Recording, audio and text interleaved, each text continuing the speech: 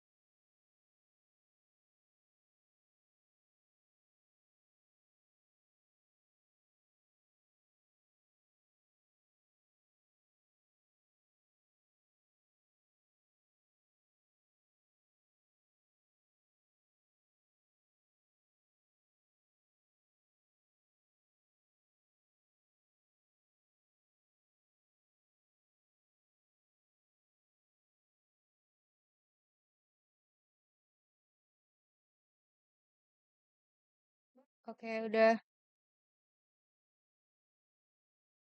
bisa mulai guys.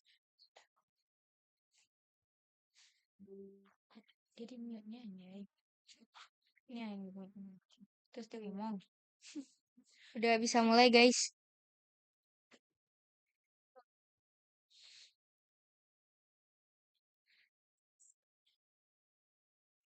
Bismillahirrahmanirrahim. Assalamualaikum warahmatullahi wabarakatuh. Yang terhormat Profesor Dr. Cipto Sumadi MSc MPD dan juga Profesor Dr. Ahmad Hussein MPD selaku dosen pengampu mata kuliah Psikologi Sosial. Pada kesempatan kali ini kami dari kelompok 1 akan memaparkan materi mengenai The Goal is not to advance knowledge but to be in the know by Serge Moscovici tahun 1925. Jadi teori ini menekankan bahwa pengetahuan dan pandangan kita terbentuk melalui interaksi sosial, bukan hanya pencapaian pengetahuan ilmiah yang objektif. Ia percaya bahwa dinamika sosial, terutama pengaruh kelompok kecil atau minoritas, dapat mengubah pandangan mayoritas. Moscovici berfokus pada bagaimana ide berkembang melalui diskusi dan konsensus sosial, bukan hanya melalui pencarian kebenaran objektif semata. Untuk membahas lebih lanjut, maka izinkan kami dari kelompok 1 untuk membahasnya setelah yang ini. Mungkin bisa di next untuk perkenalan diri terlebih dahulu.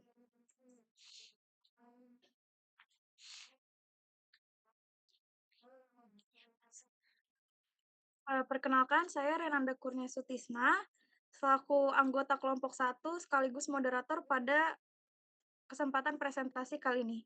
Selanjutnya boleh teman-teman dipersilakan untuk memperkenalkan diri terlebih dahulu. Oke, perkenalkan nama saya Lutfi Rahma.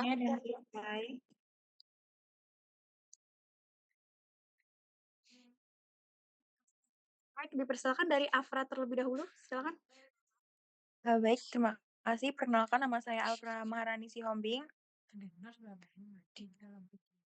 Perkenalkan nama saya Dahlia Sirait.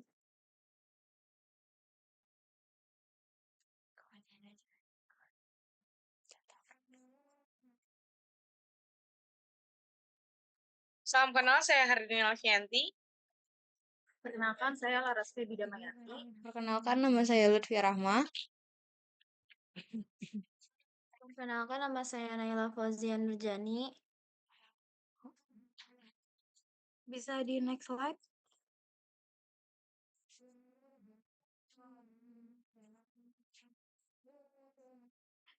Pada slide ini membahas mengenai latar belakang terlebih dahulu. Jadi teori yang dikemukakan oleh Serge Moscovici dalam karyanya yang sangat terkenal yaitu The Goal is not to advance knowledge but to be in the know yang dikemukakan pada tahun 1925.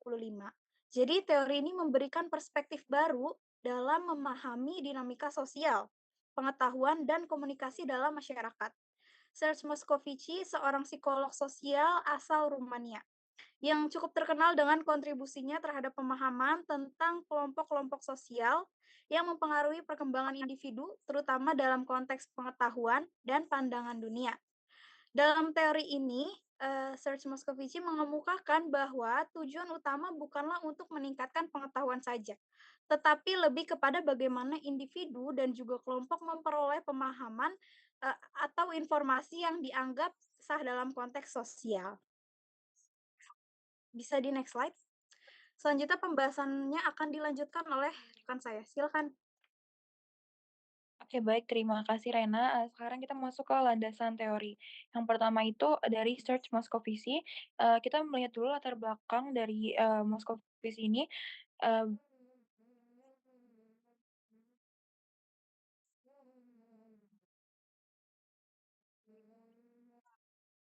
Jadi, Search Moscovici ini lahir dengan nama Cyril Hirsch Moscovici di Rumania. Beliau menghadapi diskriminasi antisemit dan mengalami pengasingan selama Perang Dunia Kedua. Dan selama Perang Dunia Kedua, ia belajar bahasa Prancis dan membaca buku filsafat. Lalu pada tahun 1947, ia ikut mendirikan jurnal seni yang kemudian dilarang oleh pemerintah komunis. Lalu ia meninggalkan Rumania sebagai pengungsi tanpa negara hingga akhirnya menetap di Prancis setahun kemudian. Lalu pada tahun 1949, ia memperoleh izin belajar psikologi di Prancis dan kemudian mendapatkan gelar PhD dengan dukungan beasiswa pengungsi. Dan ia turut andil juga dalam mendirikan European Laboratory of Social Psychology pada tahun 1965. Boleh di next? Selanjutnya, sejarah konstruktivisme sosial. Di tahun 1807, filsuf Jerman George Hegel mengatakan bahwa ide dan nilai kita dibentuk oleh Zeitgeist atau semangat zaman. Yang singkatnya itu, ide dan nilai kita dibentuk oleh zaman, dan setiap zaman itu punya pemikiran dominan yang terus berubah. Nah, perubahan ini terjadi melalui pertarungan gagasan, di mana ide lama dan ide baru itu bertemu, lalu menghasilkan pemikiran baru. Nah, perubahan ini terjadi melalui proses rekonsiliasi atau penyatuan pandangan yang berlawanan, yang dalam teori Hegel disebut sebagai dialektika. Dialektika itu ada tesis, yaitu pandangan awal, antitesis, pandangan yang bertentangan, dan sintesis, yaitu gabungan dari keduanya yang menjadi pemahaman baru. Lalu di tahun 1927, fisikawan Jerman Werner Heisenberg memperkenalkan uncertainty principle, yaitu prinsip ketidakpastian yang menunjukkan bahwa pengamat memengaruhi objek yang diamati. Jika dikaitkan dengan psikologi sosial, konsep ini sering digunakan untuk menggambarkan bagaimana keberadaan pengamat, misalnya orang lain, peneliti, atau masyarakat itu bisa memengaruhi perilaku seseorang atau kelompok. Penjelasan sederhananya itu, saat seseorang tahu bahwa dirinya sedang diamati, ia cenderung bertindak berbeda dari biasanya. Contohnya, di dalam media sosial, seseorang itu akan menampilkan kehidupan yang lebih sempurna karena tahu orang lain akan melihatnya. Kaitannya dengan psikologi sosial ini, bahwa persepsi seseorang terhadap dirinya sendiri dan orang lain itu bisa dipengaruhi oleh kesadaran bahwa mereka sedang diamati. Dan ini berkaitan dengan konsep pengaruh sosial dan bagaimana lingkungan sosial membentuk perilaku manusia. Lalu, 1973, psikolog Amerika Kenneth Gergen menulis Social Psychology as History yang menandai munculnya konstruktivisme sosial. Dari ketiga teori ini dikembangkan lagi oleh Levi-Vygotsky di tahun 1978 dalam Zone of Proximal Development Theory. Levi-Vygotsky itu mengemukakan bahwa pembelajaran pada dasarnya adalah aktivitas yang dimediasi secara sosial. Teori ini menyatakan bahwa proses belajar tidak terjadi sendiri, tetapi dibantu oleh orang lain yang lebih ahli seperti guru, teman sebaya yang lebih paham, atau orang tua. Zone of Proximal Development Theory ini adalah jarak antara apa yang bisa dilakukan seseorang secara mandiri dengan apa yang bisa ia capai dengan bantuan orang lain. Contohnya ada seseorang anak yang ingin menyelesaikan soal matematika yang sulit. Jika ia mengerjakannya sendiri, anak ini, mungkin akan kesulitan. Tetapi jika seseorang guru atau teman yang lebih paham, membimbingnya seperti memberikan petunjuk atau memberikan contoh, anak tersebut pasti bisa memahami cara menyelesaikannya. Proses bantuan ini disebut scaffolding, yaitu memberikan dukungan sementara sampai seseorang bisa menyelesaikan tugasnya sendiri. Jadi teori ini menekankan bahwa belajar itu bersifat sosial, artinya seseorang akan lebih mudah belajar jika ada orang lain yang membimbingnya dalam proses tersebut. Boleh di-next?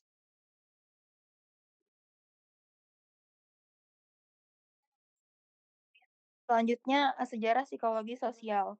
Awal munculnya te kontro konstruktivisme sosial itu pada akhir 1960-an. Beberapa di tahun itu, beberapa psikolog sosial yang dikenal sebagai konstruktivis sosial berpendapat bahwa, penelitian psikologi itu terlalu berfokus pada pendapat para ahli, sehingga mengabaikan bagaimana orang biasa itu memahami dunia. Salah satu teori, paling terkenal yang mendukung gagasan ini adalah teori representasi sosial dari Serge Moscovici. Dalam studinya Psychoanalyze, Its Image and Its Public 1961, Moscovici mengeksplorasi gagasan bahwa pikiran dan pemahaman manusia didasarkan pada representasi sosial. Representasi sosial itu adalah konsep, pernyataan, dan penjelasan yang muncul dari interaksi sehari-hari dan komunikasi antar manusia. Representasi ini membantu kita memahami dunia sosial kita dan memberikan cara untuk berkomunikasi pada suatu komunitas. Boleh di-next?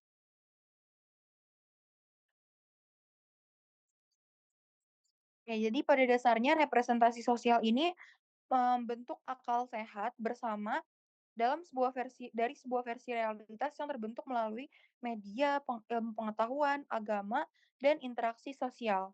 Lalu untuk menguji teorinya ini, Moscovici ini meneliti bagaimana konsep psikoanalisis berkembang di Prancis setelah Perang Dunia Kedua. Dan ia menemukan bahwa psikoanalisis telah berubah dari sesuatu yang dianggap elit menjadi budaya yang populer. Dan orang-orang membahas konsep psikoanalisis ini dengan cara yang lebih sederhana, menggunakan istilah yang lebih umum dan mudah dipahami di masyarakat. Selanjutnya akan dijelaskan oleh rekan saya. Baik, terima kasih ya, Pra, untuk pembahasan pertamanya. Selanjutnya, kita akan membahas gimana sih membentuk pengetahuan. Pasti teman-teman tuh udah nggak asing tentang kata pengetahuan. Tapi teman-teman tahu nggak sih pengetahuan itu apa? Pengetahuan itu konsep yang merujuk di mana kita mempunyai ilmu tentang informasi, terus juga pemahaman dan kesadaran mengenai beberapa hal. Atau dalam definisi lain, pengetahuan itu adalah hasil dari proses belajar kita. Misalnya yang melibatkan fakta, terus juga informasi, konsep, ide, terus juga pengalaman langsung. Itu yang biasa kita kenal dengan pengetahuan. Boleh di next, ya. Oke, untuk membentuk pengetahuan, yang pertama itu kita ada mendengar. Kita mendengar sesuatu yang membangkitkan rasa ingin tahu kita. Tentunya kita suka sama topik itu. Dan pasti kita jadi pengen tahu, misalnya contoh, di Transjakarta itu sekarang ada rute baru loh, Kejaksaan Agung Pulau Gadung, atau dengan nomor bisnya itu 4K. Nah, pasti kan orang-orang yang lewatin Kejaksaan Agung, orang-orang yang naik Transjakarta terutamanya, pasti penasaran sama TJ yang baru hadir ini. Nah, setelah dikepo-kepoin dan mendengar banyak hal, mereka jadi penasaran. Nah, mereka jadi tertarik untuk mencoba. Ini masuk ke yang kedua, yaitu pengalaman. Misal hari ini tuh bercampur dengan kita udah dengar, terus kita juga nyoba buat nyari tahu dan ngalamin sendiri. Kan orang-orang pada bilang nih, pas kita dengar, "Wah, 4K tuh lebih efisien tahu, kita nggak usah naik ke tangga yang panjang, terus juga kita nggak perlu transit di Pemuda Pramuka, kita juga nggak usah naik ke halte yang besar, kita bisa nunggu di halte kecil yang ada di pinggir jalan WNJ," gitu. Terus orang-orang tuh jadi penasaran dan pengen nyoba gitu. Ternyata bener loh, setelah naik 4K tuh kita nggak usah naik ke halte gede, harus lewatin tangga yang panjang, harus transit juga sejauh itu. Ternyata 4K tuh lebih efisien, apalagi mereka yang tujuannya ke Cawang dan harus melewati transit di Pemuda Pramuka gitu. Nah, setelah kita nyobain, kita juga bisa berbagi pengalaman kita ke orang-orang sekitar gitu. Bener loh, kemarin aku naik ke 4K tuh ternyata lebih efisien, lebih cepat juga, kita nggak usah naik tangga yang panjang, terus kita juga nggak usah transit lagi kalau misalnya mau ke PGC. Paling cuma, di halte Cawang dan itu nggak harus naik tangga yang panjang gitu loh. Dan dengan kita berbagi itu orang-orang juga semakin tahu kita berbagi pemikiran, dan siapa tahu di antara orang-orang itu ada yang pernah ngalamin juga kayak kita, "Iya benar dari awal aku nyobain 4K tuh emang kayak gitu tahu, lebih efisien dan aku lebih cepet juga nyampe kampusnya," gitu loh.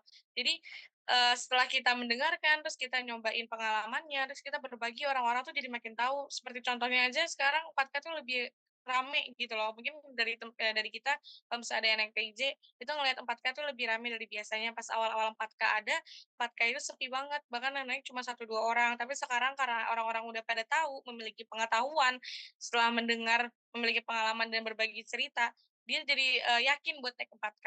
Dan itu juga, menjadi bagian dari yang sebar topik, yang keempat itu sebar topik. Di mana orang-orang ketika udah yakin, mereka nyebarin kayak, "Eh, kita naik 4K aja, gak usah transit," gitu. Ntar kita juga nggak usah naik tangga, kurang lebih kayak gitu. Boleh di-next, Pia?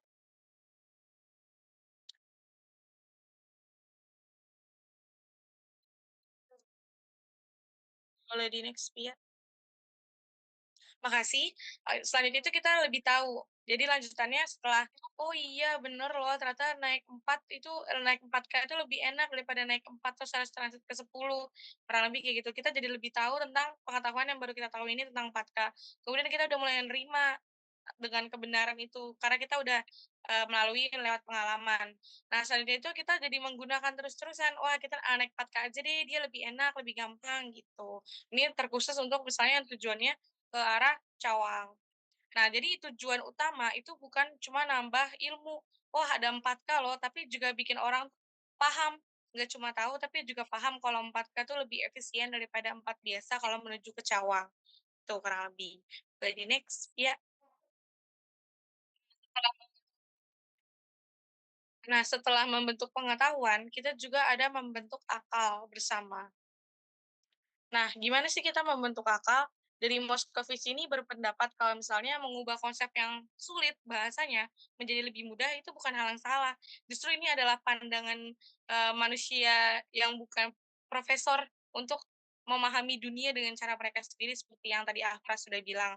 Jadi misalnya mungkin dalam secara harfiah pengetahuan ini tapi menurut kita pengetahuan itu yang seperti saya bilang di awal, pengetahuan adalah pemahaman dari kita sendiri tentang, berbagai informasi gitu. Contohnya di suatu film Tiga Idiots All Is Well itu dari India, ada di tahun 2009. Jadi profesornya ini, membela mahasiswa yang menjelaskan secara teoritis kopi buku. Benar-benar dia cuma tahu karena dia ngapal buku, bukan karena pemahaman dia. Sedangkan ada satu mahasiswa yang dia menjelaskan ketika profesornya nanya, "Menurut kalian mesin itu apa sih? Definisi mesin coba dijelaskan." Nah, mahasiswa yang menjawab sederhana ini dia berkata, "Mesin itu adalah, alat yang membantu manusia." Contohnya itu seperti hal-hal sederhana, misalnya seperti sleting. Sleting itu kalau digini-giniin di filmnya, itu juga termasuk mesin. Jadi sesederhana itu untuk menyederhanakan kata. Sedangkan profesornya ini nggak terima karena menurut dia lebih bagus yang copy teks buku, gitu. Jadi ini adalah bentuk dari representasi sosial di mana orang-orang ini, punya pemahaman sendiri yang lebih mudah untuk dipahami tanpa harus, bahasa yang tinggi dari para psikolog, gitu. Kemudian juga proses, representasi sosial ini membantu membuat hal yang, asing itu jadi akrab di telinga kita gitu. Terus juga pengetahuan yang sebelumnya hanya dipahami oleh segelintir orang, misalnya ilmuwan, itu juga udah mulai dinormalisasikan dan bukan jadi hal tabu bagi masyarakat luas. Nah, dengan kayak gini nih orang-orang jadi memudah memahami dunia gitu. Moscovici juga menegaskan bahwa representasi sosial itu bentuk asli dari penyebaran pengetahuan di dalam masyarakat, bukan sekedar penyederhanaan informasi yang ilmiah gitu. Jadi nggak cuma kegiatan sederhana sehari-hari yang untuk pembahasan yang sulit pun bisa dibahas dengan representasi sosial ini. Misalnya gimana sih terbentuknya hujan gitu. Anjir, gue kalau Zoom. Terima kasih. Boleh dilanjut ke teman saya.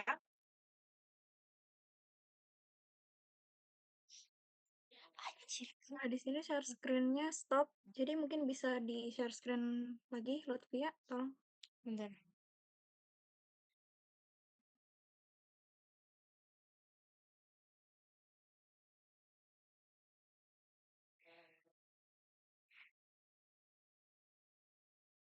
Mohon maaf ya teman-teman, mohon ditunggu juga.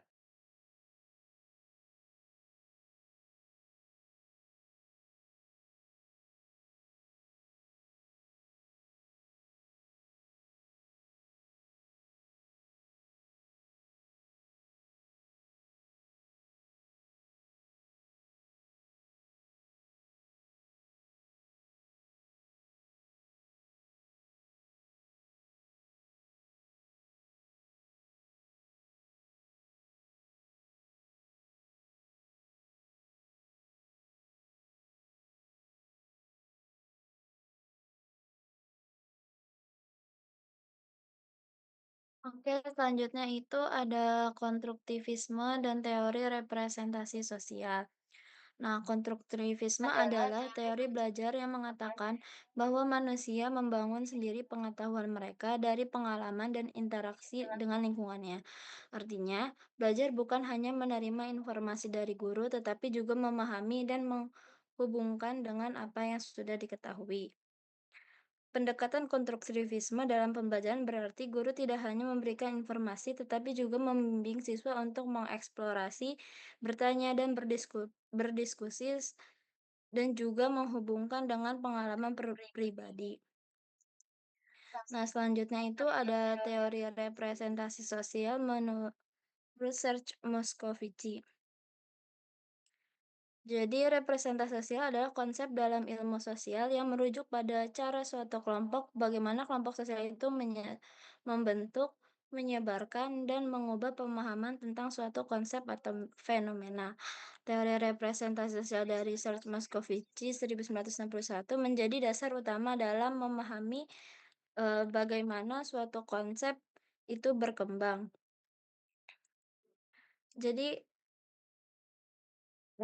teori Moscovici juga menjelaskan bahwa manusia tidak hanya menerima informasi secara pasif, tetapi juga menyederhanakan konsep yang kompleks agar lebih mudah dipahami, mengadaptasi pengetahuan baru agar sesuai dengan nilai dan norma masyarakat, menyebarkan ide melalui interaksi sosial sehingga membentuk akal sehat bersama dalam sebuah komunitas. Dalam konteks pendidikan, teori menunjukkan bahwa metode pembelajaran tidak membosankan dapat terbentuk melalui proses sosial di mana siswa-siswa aktif membangun pemahamannya sendiri, bukan hanya sekedar menerima informasi dari guru. Boleh di next.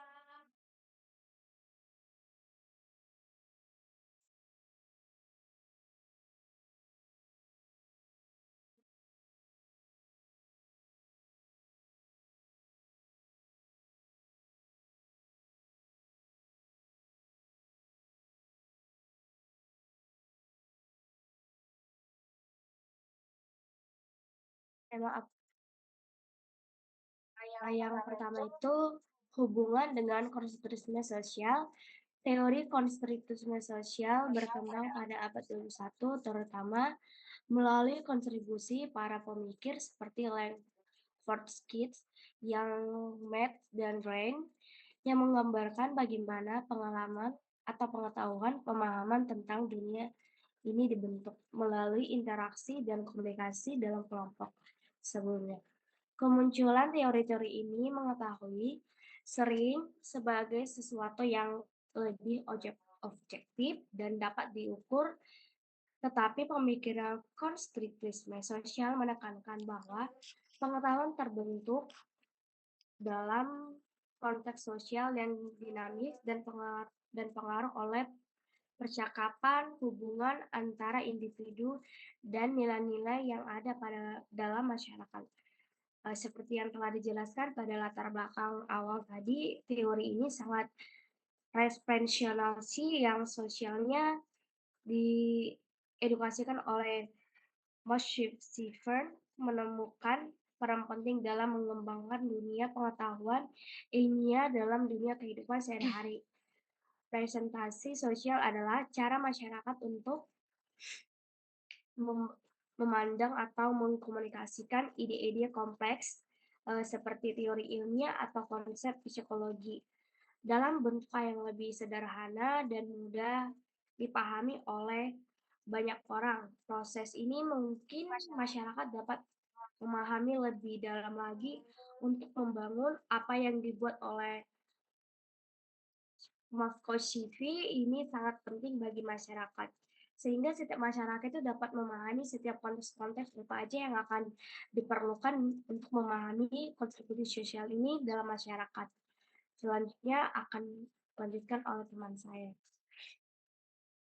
Oke, terima kasih Dahlia. Selanjutnya itu ada pembentukan pengetahuan melalui interaksi sosial. Itu ada 5 poin utama. Yang pertama itu rasa ingin tahu, yaitu dorongan seseorang untuk mencari informasi baru yang menarik perhatiannya. Interaksi sosial seringkali memicu rasa ingin tahu, karena seseorang bisa mendengar atau melihat sesuatu yang belum pernah ia ketahui sebelumnya.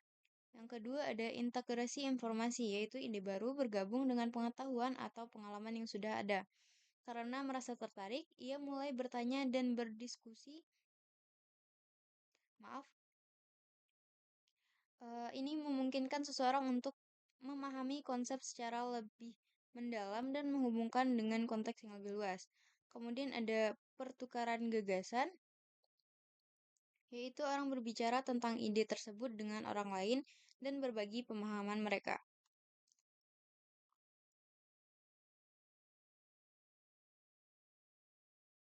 Kemudian ada pembentukan nilai dan norma, yaitu melalui interaksi ini sikap dan nilai-nilai dalam masyarakat terbentuk. Seperti dalam interaksi sosial, individu dan kelompok, masyarakat saling berkomunikasi dan beradaptasi dengan lingkungan sekitar. Kemudian ada kesepakatan bersama, yaitu masyarakat mulai menggunakan istilah atau frasa tertentu untuk menggambarkan fenomena sosial. Seperti masyarakat seringkali menciptakan istilah atau frasa terbentuk untuk menggambarkan fenomena sosial. Kesepakatan ini membantu dalam memahami dan mengkomunikasikan pengalaman bersama dengan lebih efektif. Kemudian ada implikasi filosofis, ada 4 poin. Yang pertama itu pengetahuan bersifat dinamis dan terbentuk melalui interaksi sosial, yaitu pengetahuan tidak bersifat statis, melainkan terus berkembang seiring perubahan dalam masyarakat. Interaksi sosial memungkinkan individu untuk berbagi informasi, memperdebatkan ide, serta merevisi pemahaman mereka berdasarkan pengalaman kolektif. Yang kedua, ada fakta tidak berdiri sendiri, tetapi memakai konteks sosial dan budaya, yaitu fakta ilmiah atau historis tidak bisa dipahami secara terisolasi, melainkan selalu dikaitkan dengan nilai-nilai norma dan perspektif sosial tertentu. Misalnya, sebuah teknologi baru mungkin diterima dengan baik di suatu budaya tetapi ditolak di budaya lain karena perbedaan nilai dan kepercayaan. Yang ketiga itu menentang pandangan objektivitas tentang pengetahuan yang mendominasi ilmu pengetahuan. Dalam ilmu pengetahuan tradisional, objektivitas sering dianggap sebagai standar utama dalam memperoleh kebenaran. Yang terakhir ada emosi dan hubungan sosial berperan dalam penerimaan serta penyebaran pengetahuan. Selanjutnya akan dijelaskan oleh rekan saya.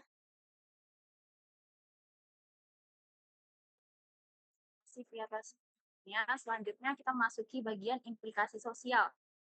Di poin pertama dikatakan ada being in the know. Jadi konsep being in the know ini menekankan bahwa pengetahuan dalam masyarakat ini bukan hanya tentang memiliki informasi baru saja, tetapi juga tentang bagaimana memahami dan juga berpartisipasi dalam pemahaman kolektif yang berkembang. Jadi maksud dari pemahaman kolektif yang berkembang ini adalah seseorang yang memahami cara berpikir dan nilai-nilai yang berlaku dalam suatu komunitas akan lebih mudah beradaptasi, kemudian berkomunikasi, serta mengambil keputusan yang sesuai dengan konteks sosialnya. Sebagai contoh, dalam masyarakat yang memiliki kesadaran tinggi terhadap isu lingkungan, individu ini akan cenderung lebih mendukung kebijakan ramah lingkungan dan mengadopsi gaya hidup yang berkelanjutan. Sebaliknya, kalau masyarakatnya ini masih memprioritaskan pertumbuhan ekonomi tanpa mempertimbangkan dampak lingkungannya, perubahan kebiasaan menuju keberlanjutannya akan lebih sulit. Nah, pada poin kedua ini sangat erat kaitannya dengan poin ketiga, yaitu pengetahuan bukan hanya informasi baru, tapi tentang menjadi bagian dari pemahaman kolektif, sehingga pemahaman kolektif ini akan membentuk cara kita merespon dan melihat dunia di sekitar kita. Untuk poin yang keempat, pengetahuan yang dianggap benar atau normal dalam suatu masyarakat seringkali merupakan hasil dari proses sosial.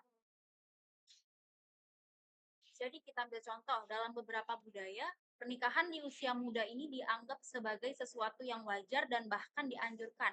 Sementara di budaya lain, hal ini dianggap kurang ideal atau bermasalah. Contoh lainnya adalah bagaimana pandangan terhadap hak-hak perempuan atau kelompok minoritas berubah seiring waktu karena adanya pengaruh gerakan sosial dan perubahan kebijakan pemerintah.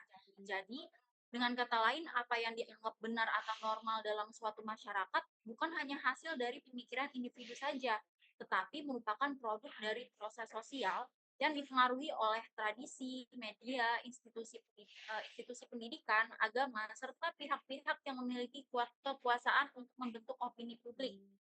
Seiring waktu, standar kebenaran dan norma sosial ini bisa berubah menjadi dinamika masyarakat, mengikuti dinamika masyarakat. Boleh di next slide.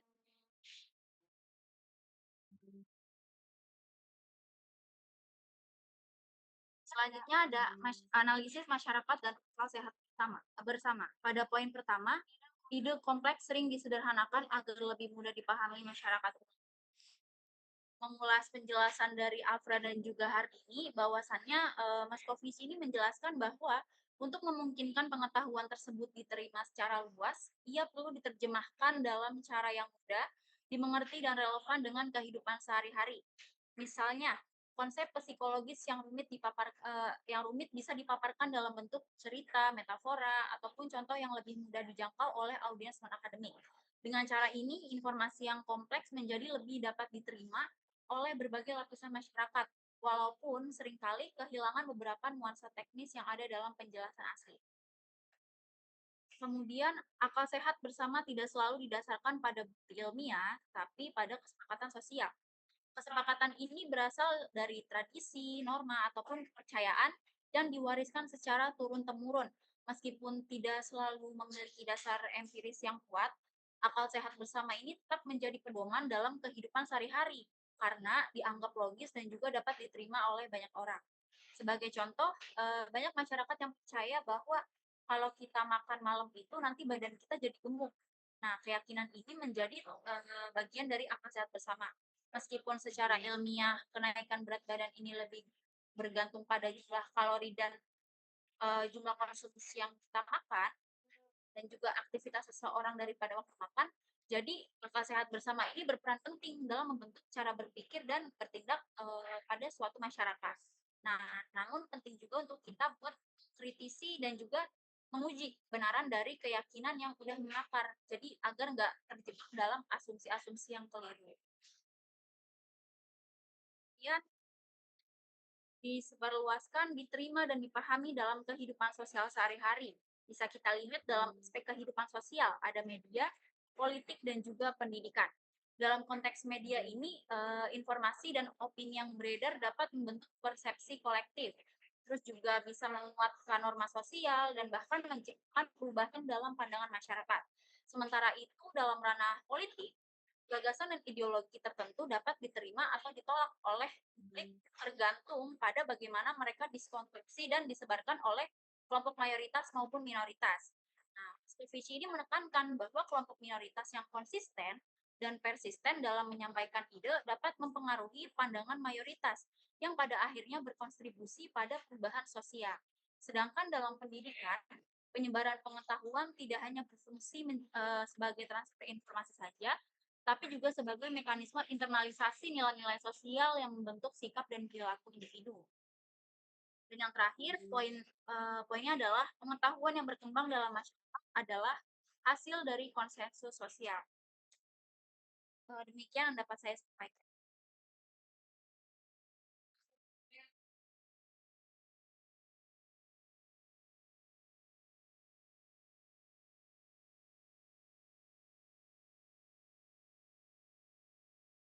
Bisa di next slide ke rekomendasi terlebih dahulu.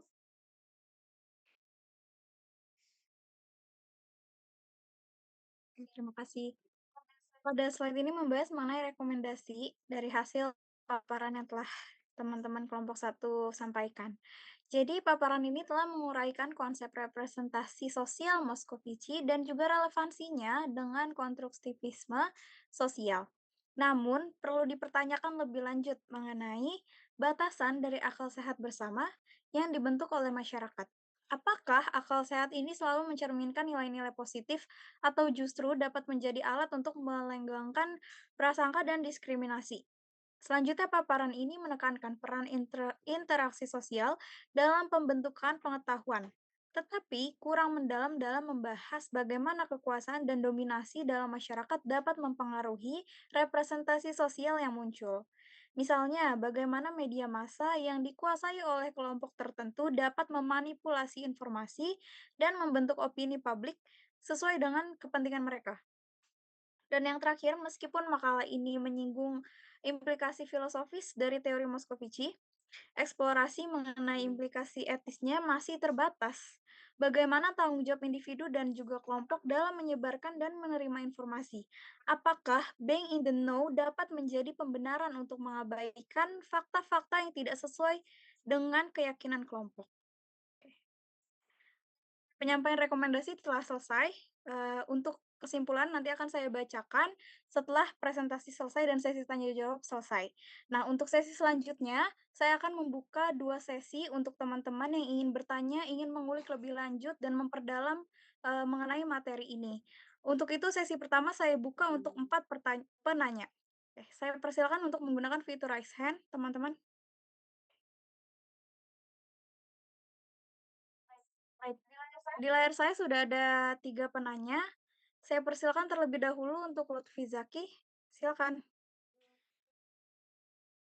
Terima kasih atas kesempatannya, Rena. Menarik ya untuk bahas tentang teori representasi sosial dari Muskoviki ini, karena kan nantinya kita juga bakal jadi guru yang dimana setelah kita mengetahui materi dari buku, kita perlu menyederhanakan informasi ataupun mendegradasikan ilmu gitu ya, yang akan kita berikan kepada murid kita agar murid kita tuh paham. Jadi tidak terlalu terpaku kepada buku, tapi ternyata murid kita sangat tidak paham dengan kata-kata yang berat ataupun kata-kata ilmiah lainnya gitu. Nah, itu bisa dijawab oleh teori representasi sosial yang dijelaskan oleh teman-teman semua gitu. Tapi yang ingin saya tanyakan di sini adalah uh, bisakah teman-teman tidak menutup mata bahwasanya memang setiap teori itu kan ada kelemahannya gitu. Tapi teman-teman tadi itu belum menyertakan kelemahan dari teori representasi sosial ini. Tolong jelaskan ataupun tolong beritahu yang teman-teman tahu tentang kelemahan dari teori yang teman-teman presentasikan gitu. Dan juga di sini erat kaitannya dengan uh, pastinya ada satu teori yang akan membatalkan teori yang teman-teman presentasikan gitu ya.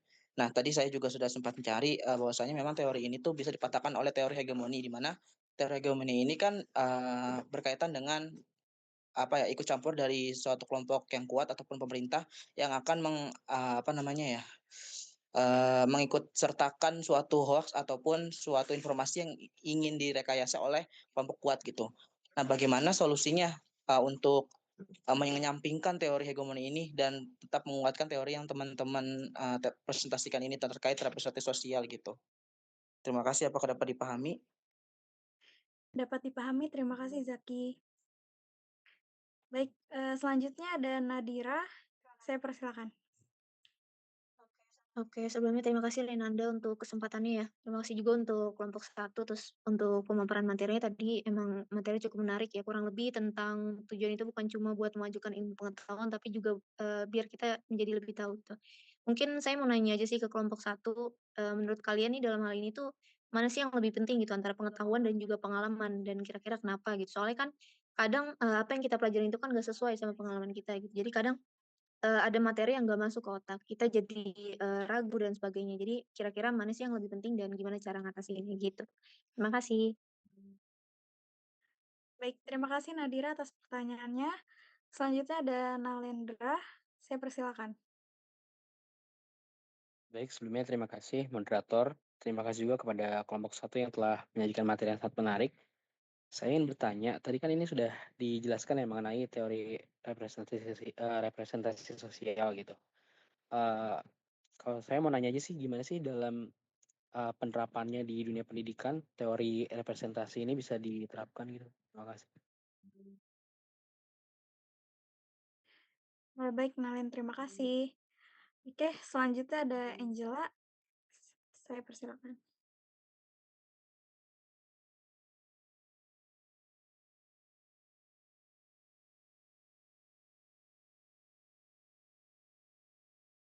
Baik, Angel, dipersilakan untuk bertanya. Oke, terima kasih teman-teman kelompok satu. Sebelumnya mohon maaf ya, aku nggak bisa on cam karena ada kendala jaringan. Oke, jadi pertanyaannya itu seperti yang kita ketahui ya, sekarang ini kan kita lagi ada nih di era yang serba digital.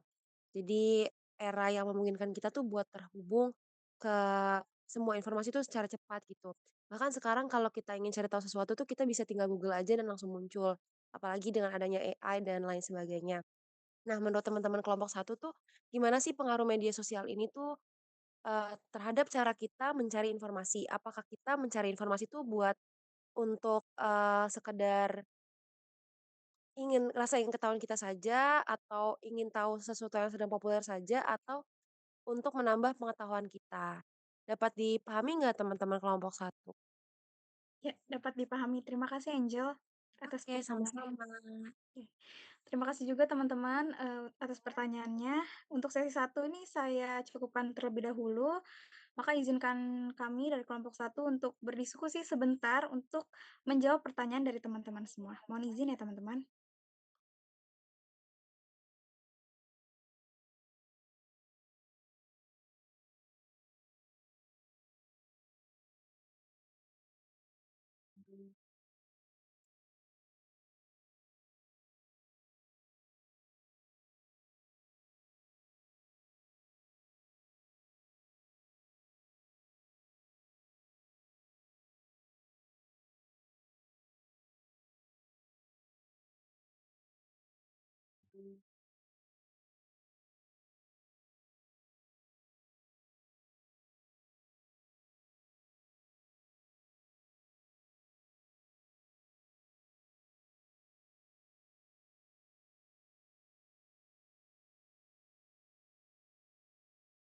Baik, terima kasih atas kesediaannya untuk menunggu.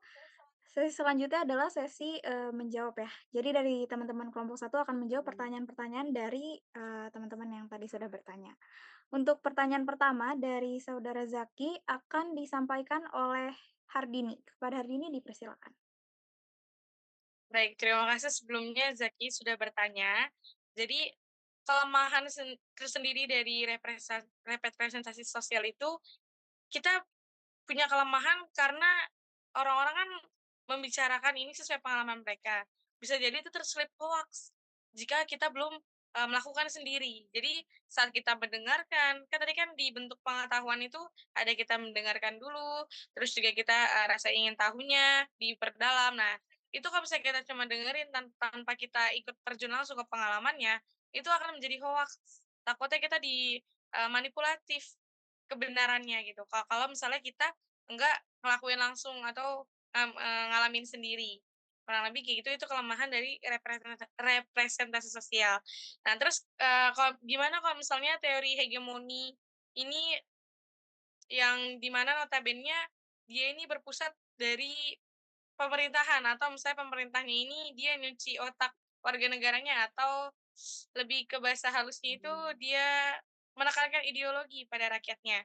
Sejatinya representasi sosial ini adalah pengetahuan yang kita tahu karena budaya atau sistem. Sistem itu yang terjadi terus-menerus gitu. Jadi kalau misalnya dari masyarakatnya sendiri udah biasa dia melakukan misalnya, yang mereka jadikan ideologi bangsa itu misalnya Pancasila. Tapi karena pergantian pemerintahan, terus dari pemerintahannya juga mencuci otak dengan ideologi yang baru, pasti juga, nanti akan ada pemberontakan dari representasi sosial yang biasanya mereka lakukan kepada hegemoni ini, gitu. Jadi, buktinya sekarang juga banyak masyarakat yang demo atau memberontak kepada pemerintah yang yang memaksakan penanaman pengetahuan, yang tidak sesuai dengan representasi sosial yang selama ini mereka alami. Kurang lebih begitu Zaki, apakah dapat dipahami? Baik, dapat dipahami. Berarti yang bisa saya dapat, bahwasanya memang teori representasi sosial itu tidak dapat berdiri sendiri. Kalau misalnya berdiri sendiri itu pasti bisa terseleweng yang seperti saya bilang tadi. Berarti harus disertakan dengan konstruktivisme sosial tadi yang dijelaskan oleh Afra ya. Kemudian terkait yang hegemoni, eee, bisa sih ditangkap, cuman ya udah berarti segitu aja deh nggak apa-apa. Makasih ya. Iya, makasih Zaki. Oke, baik. Untuk pertanyaan selanjutnya, pertanyaan dari saudari Nadira akan disampaikan oleh Hartini. Kepada Hartini dipersilakan. Baik, sebelumnya terima kasih juga kepada Nadira telah bertanya, manakah yang lebih penting dari pengetahuan atau pengalaman? Keduanya itu harus balance. Karena pengetahuan dan pengalaman itu harus bersatu. Karena apa? Pengalaman adalah salah satu bentuk dari pengetahuan. Misalnya kita cuma tahu teorinya, kita cuma tahu pengetahuannya aja, tapi kita nggak punya pengalaman buat jalanin itu. Itu akan sangat dirugikan ya. Misalnya contoh, kita melakukan suatu praktik tanpa adanya teori. Bisa saja kita salah jalan gitu. Tapi untungnya karena kita memiliki pengalaman, kita jadi tahu yang mana yang benarnya untuk nanti diteorikan. Jadi keduanya tuh harus saling melengkapi karena keduanya sangat-sangat penting untuk pengetahuan dan juga pengalaman. Dan gimana kalau misalnya pemahaman yang kita dapat itu tidak masuk ke pikiran kita karena itu nggak sesuai dengan teori. Jadi di udah saya jelaskan sebelumnya tentang membentuk pengetahuan, yang pertama-tama kita adalah mendengarkan. Kalau misalnya kita belum masuk ataupun kita belum paham sama apa yang mau kita pahami, berarti kita kurang banyak mendengarkan dan juga cari tahu tentang apa yang mau kita ketahui. Jadi, misalnya itu belum masuk nih ke pikiran kita, kita harus terus untuk belajar sampai kita paham. Kalau misalnya kita masih belum paham, berarti kita kurang mendengar banyak. Karena kalau misalnya kita dengar banyak, kita akan tahu lebih banyak dan kita akan memahami itu. Kurang lebih begitu Nadira, apakah terjawab? Oke, berarti, bisa disimpulin kalau misalnya keduanya ini seimbang dan berkaitan ya, dan pengetahuan itu bisa didapat dari pengalaman dan juga sebaliknya. Terima kasih ya, Nui. Iya betul. Terima kasih Nadira. Baik, untuk pertanyaan selanjutnya itu pertanyaan dari Nalendra akan dijawab oleh Naila. Kepada Naila disilakan. Tadi pertanyaan lain kan tentang bagaimana penerapan teori representasi sosial Serge Moscovici dalam dunia pendidikan. Jadi teori representasi sosial itu dapat diterapkan dalam pendidikan untuk memahami bagaimana siswa, guru, dan masyarakat membangun dan berbagi makna tentang konsep pendidikan. Nah, contoh penerapannya itu ketika di kelas guru dapat menyesuaikan metode pembelajaran dengan, representasi sosial siswa. Jadi kan setiap siswa itu memiliki, pandangan tentang mata pelajaran tertentu. Contohnya itu kayak banyak banget, anak-anak yang menganggap bahwa matematika itu sulit. Nah, peran guru ini harus, bisa bagaimana caranya menggunakan pendekatan, yang kontekstual dan analogi yang sekiranya relevan, dan menarik, bagi siswa.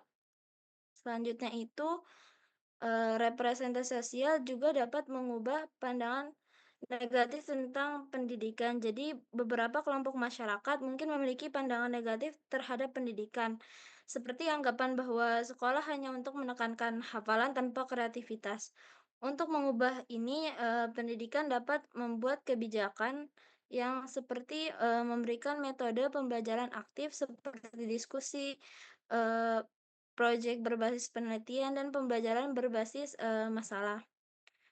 Terus, teori representasi sosial Moscovici dapat membantu meningkatkan efektivitas pembelajaran, mengubah persepsi negatif tentang pendidikan, dan mempermudah penerapan kebijakan dalam pendidikan yang baru. Bagaimana Nalen, apakah dapat dimengerti? Dijawab. Terima kasih Kak Naila.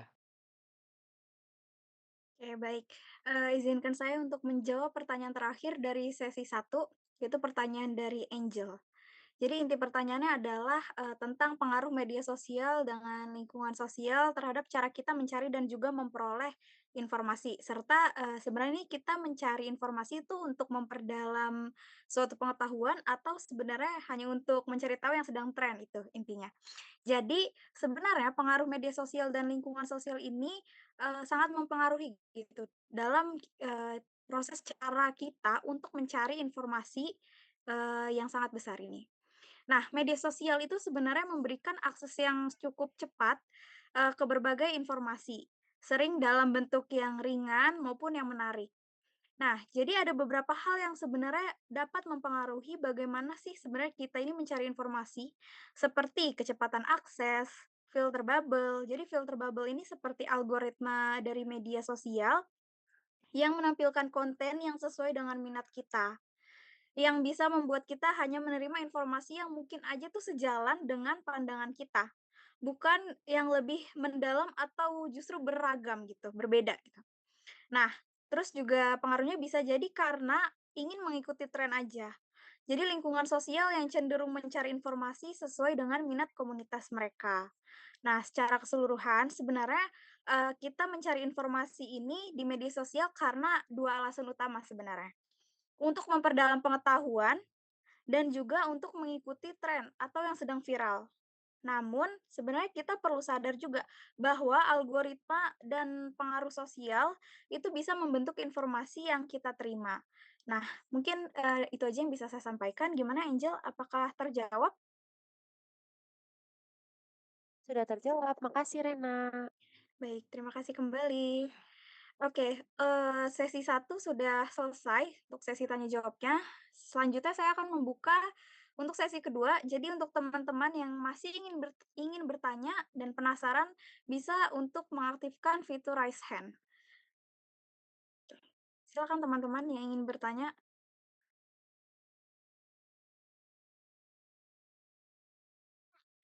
Oke, baik. Sudah ada 4 penanya di layar saya. Saya persilakan untuk Anggraini terlebih dahulu untuk menyampaikan pertanyaannya. Silakan. Baik, sebelumnya terima kasih kelompok 1 atas pemaparan materinya. Saya izin bertanya, gimana sih si Moscovici ini menjelaskan peran minoritas dalam pembentukan pengetahuan di kelompok sosial itu sendiri? Itu saja. Terima kasih. Baik, terima kasih Anggi. Oke, untuk pertanyaan selanjutnya saya persilakan untuk Aisyah. Oke, terima kasih moderator dan kelompok 1. Saya izin bertanya, apakah kalian setuju atau tidak bahwa akal sehat bersama itu selalu dapat dijadikan pedoman utama dalam menilai sesuatu tindakan sebagai benar atau salahnya? Lalu jelaskan dengan memberikan contoh yang lebih detail lagi dari fenomena sosial yang menunjukkan keberhasilan atau kegagalan penggunaan akal sehat bersama dalam suatu situasi. Terima kasih. Oke, baik. Terima kasih Aisyah atas pertanyaannya. Selanjutnya, saya persilakan untuk Reni menyampaikan, pertanyaan. Silakan Reni. Oke, baik. Terima kasih Rena dan kelompok 1. Izin bertanya, tadi Dahlia sudah menjelaskan mengenai pengetahuan itu tidak bisa dianggap hanya sebagai sesuatu yang objektif dan dapat diukur dalam pandangan konstruktivisme sosial. Pertanyaan adalah mengapa gitu? Mengapa pengetahuan tidak dianggap hanya sebagai sesuatu yang objektif dan dapat diukur dalam pandangan konstruktivisme sosial ini? Terima kasih. Baik, terima kasih atas pertanyaannya. Oke, terakhir dari Mary. Silakan Mary. Baik, terima kasih atas kesempatannya. Kan tadi sudah dijelaskan bahwa dalam teori konstruktivisme sosial itu menekankan pada pentingnya interaksi dan juga konteks sosial dalam pembelajaran. Nah, bagaimana konstruktivisme sosial menjelaskan dalam proses belajar? Terima kasih. Baik, terima kasih teman-teman yang sudah bertanya. Saya rasa cukup ya, untuk sesi 2, 4 orang penanya saja. Oke, karena itu, izinkan kelompok 1 untuk berdiskusi sebentar dan memohon untuk kesediaannya untuk menunggu, sambil kami berdiskusi. Mohon izin teman-teman.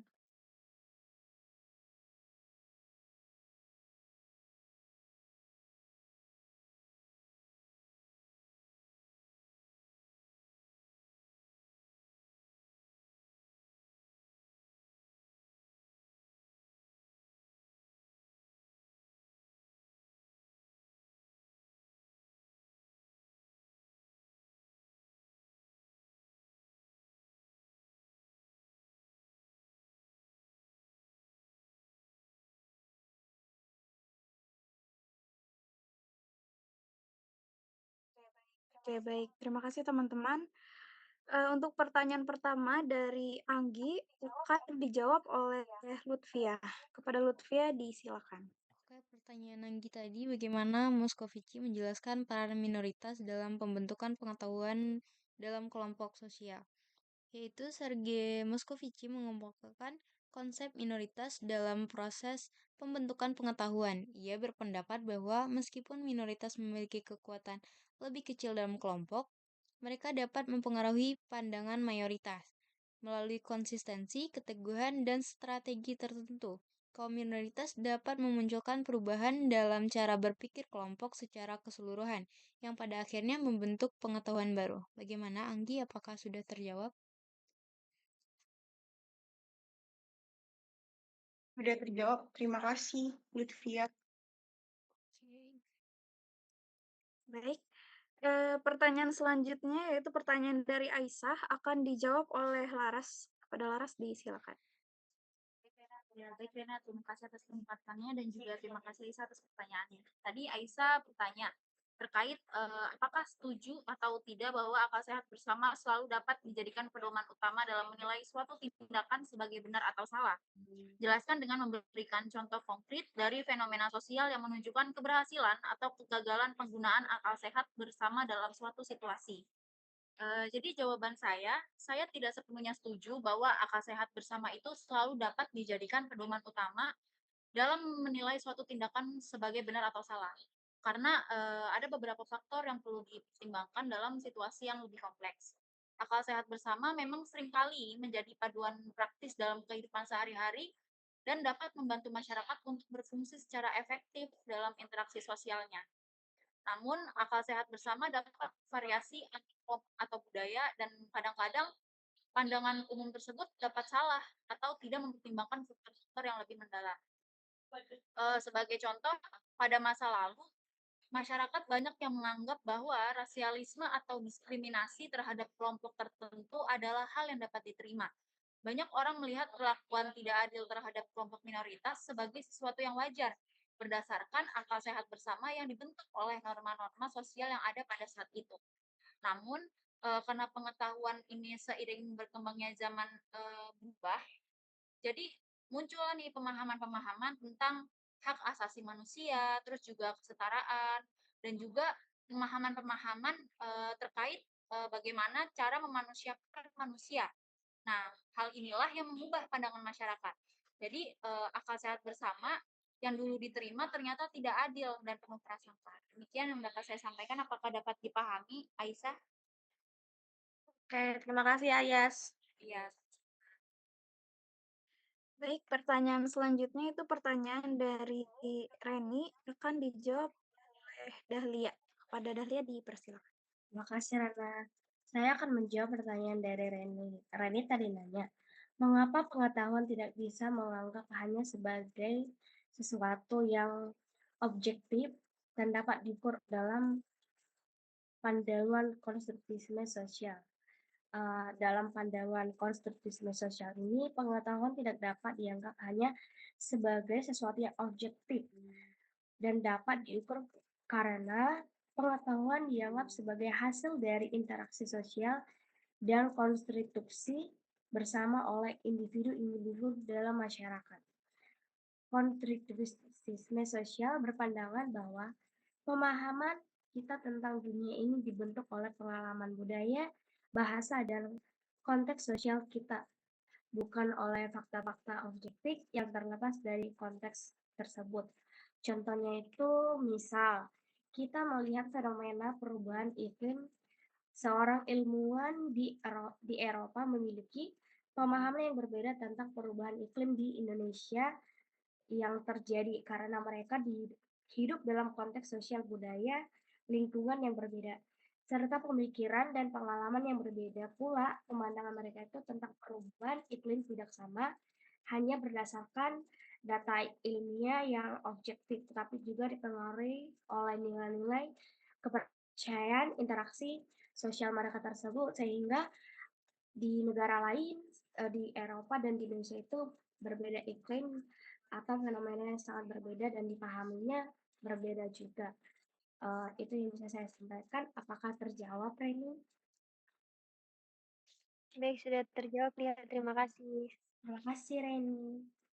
Baik, pertanyaan terakhir yaitu pertanyaan dari Mary yang akan dijawab oleh Afra. Pada Afra, disilakan. Baik, terima kasih Reni dan terima kasih juga. Baik, terima kasih Rena dan terima kasih juga Mary karena telah memberikan pertanyaan. Tadi pertanyaannya itu bagaimana konstruktivisme sosial menjelaskan proses belajar. Jadi konstruktivisme sosial itu menjelaskan proses belajar sebagai sesuatu yang terjadi dalam interaksi sosial. Menurut teori ini, seseorang itu tidak bisa belajar sendiri, melainkan dibantu oleh orang lain yang lebih berpengalaman, seperti guru atau teman sebaya yang lebih paham. Salah satu konsep utama dalam konstruktivisme sosial ini adalah zone of proximal development, yaitu jarak antara kemampuan seseorang untuk menyelesaikan tugas secara mandiri dan kemampuannya dengan bantuan orang lain. Dalam hal ini, scaffolding atau dukungan sementara diberikan agar individu dapat memahami dan menguasai tugas tersebut. Proses ini menunjukkan bahwa pembelajaran itu bersifat kolaboratif, di mana interaksi sosial menjadi faktor utama dalam perkembangan kognitif seseorang. Selain itu, teori representasi sosial dari Serge Moscovici juga mendukung gagasan konstruktivisme sosial. Moscovici menjelaskan bahwa pemahaman manusia tidak terbentuk secara individual, tetapi melalui interaksi dan komunikasi dalam masyarakat. Bagaimana, Mary? Apakah sudah terjawab? Baik, Afra, sudah terjawab. Terima kasih. Baik, terima kasih teman-teman. Pertanyaan di sesi 2 semua sudah terjawab oleh teman-teman kelompok 1. Selanjutnya saya persilakan kembali untuk teman-teman yang masih ingin bertanya, apakah ada? Oke. Saya hitung mundur ya. 5, 4, 3, 2, 1. Baik, saya rasa tanya dan sudah cukup jelas juga, maka izinkan saya untuk membacakan kesimpulan hasil dari presentasi, kelompok 1 hari ini. Jadi kesimpulannya, teori Moscovici ini menggeser cara pandang tentang pengetahuan. Tampak jelas bahwa pengetahuan bukanlah sesuatu yang mutlak objektif, melainkan sesuatu yang dinegosiasikan dalam interaksi sosial, dikomunikasikan, diterima, dan disepakati dalam lingkungan sosial. Dengan kata lain, ilmu pengetahuan tidak hanya bertujuan untuk memperluas wawasan secara akademis, tetapi juga untuk memastikan bahwa individu dapat memahami dan beradaptasi dengan lingkungan sosialnya. Oke. Penyampaian kesimpulan ini merupakan sesi terakhir dari presentasi dari kelompok 1. Besar harapan kami, materi yang kami sampaikan dapat menjadi wawasan baru untuk teman-teman semua dan dapat membuka pikiran kita semua untuk menambah ilmu terus dan terus. Oke. Saya mohon maaf jika ada kesalahan dan juga kendala yang sempat terjadi saat kami presentasi. Akhir kata kami ucapkan terima kasih. Wassalamualaikum warahmatullahi wabarakatuh. Waalaikumsalam warahmatullahi Waalaikumsalam. wabarakatuh. Terima kasih, Terima kasih teman-teman semuanya.